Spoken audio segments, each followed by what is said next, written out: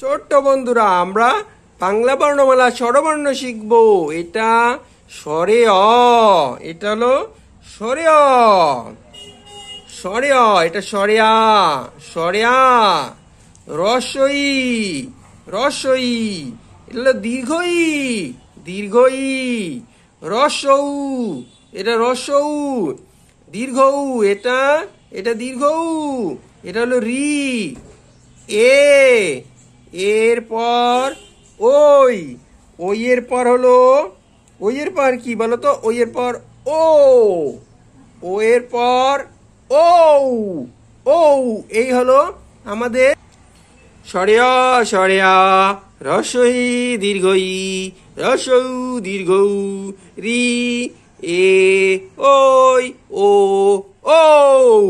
এখানে 11টি বর্ণ আছে। কয়টি বর্ণ?